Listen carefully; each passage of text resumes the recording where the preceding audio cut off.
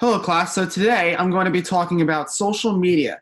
Now, generally speaking, social media is generally considered a pretty negative thing when it comes to things like political discussions and so forth.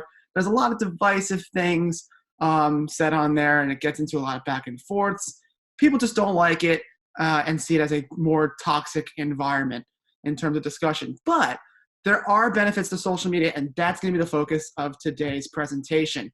We're going to be talking about social media. Is it really a good thing for dog owners? Especially, we're going to be focusing on rescue dog owners. So first off, social media is being used more than ever today when it comes to the adoption of animals, especially dogs. My family, on a personal level, has used social media for some of the dogs we've had, either now or in the past, and it's such a useful tool when it comes to rescuing other dogs. That's what I want to stick to today, and that's the main part of all of this. So for one thing, Facebook pages like animal shelters, rescue advocate pages, especially not to mention this year, they are more essential because COVID obviously kept a lot of people, away from places like animal shelters, keeping in physical contact with other people. So we really have to rely on social media and go to rescue pages to find out where we could possibly adopt dogs, who is up for adoption, what's the story at certain animal shelters. Social media was really used as a big tool for everything in COVID, but especially for the situation for rescue dog adoption. That's one of the more core parts of rescue dog is getting the word out, and that brings me to my second point, and that is that social media reaches a larger audience than any other form of communication, which is what makes it so good for adopting dogs, especially rescue dogs. This can all be done in the click of a button. So in other words, I go on my phone here, I can make a post about a dog that that needs to be adopted. I see an animal shelter post, I can go on my phone, hit share on my Facebook page, and then it gets out to a bunch of people. I could do that. I can share it to all my social media pages, Instagram, Twitter, you name it.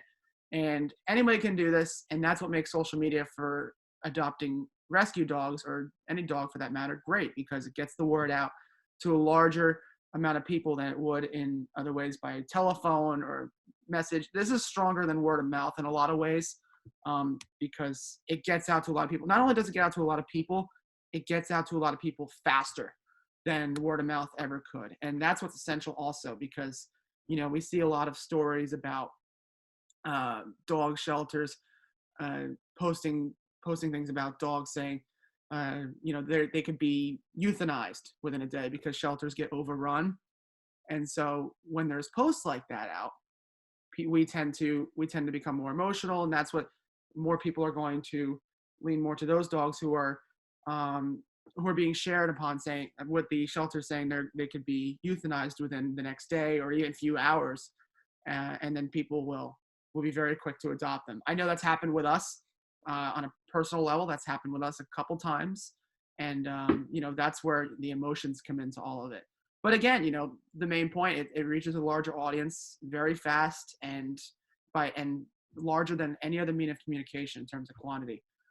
There's actually a dog personally that my mom used to volunteer at an animal shelter, and there was a dog actually being sold on Facebook Marketplace at a certain point, and this was a few years back.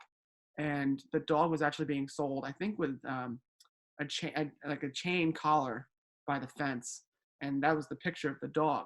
So, and it looked like a certain breeding operation was going on. It looked like the owner wanted to make money, and it's not really typical that dogs are on Facebook Marketplace, but that's how shelters, rescue advocates find these dogs that need love and tenderness and someone that actually cares for them. And that's what social media, that's what makes it so great, and that's what makes so many people able to reach out and see these dogs online and say, hey, I want to adopt this dog, or I want to take in this dog and give it the care it properly deserves. So that leads me to my third point. Social media also, you can also target your audience, as we all know. Anyone who does business pages and things like that knows you really need to target your audience, and that's what social media does so effectively. It's good to target an audience, for who would be interested in adopting a dog.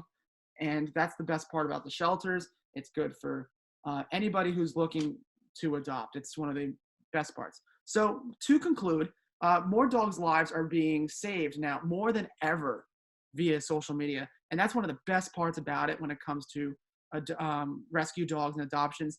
We can assume by this case that less dogs are being euthanized because of the use of social media. I think it's pretty safe to say, though there's not actual data being done to back that up.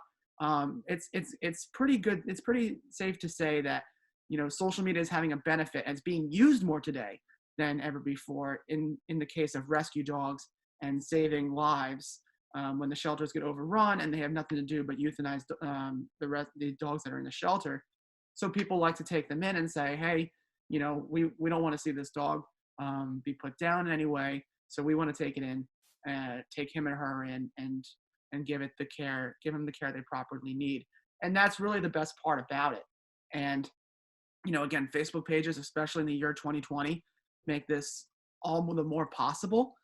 I think if 2020 was a normal year, it wouldn't be as much, but especially with COVID going on, it made social media that more of a reliance. And that goes for anything that happened in 2020, but especially this when it comes to adoption, the whole process of seeing these dogs that are available. It made everything, the availability, the visibility rather, on social media, on your feed, that much easier to notice. And that's the core part. So that's all I have. I hope you enjoyed what I had to say, and I thank you for listening.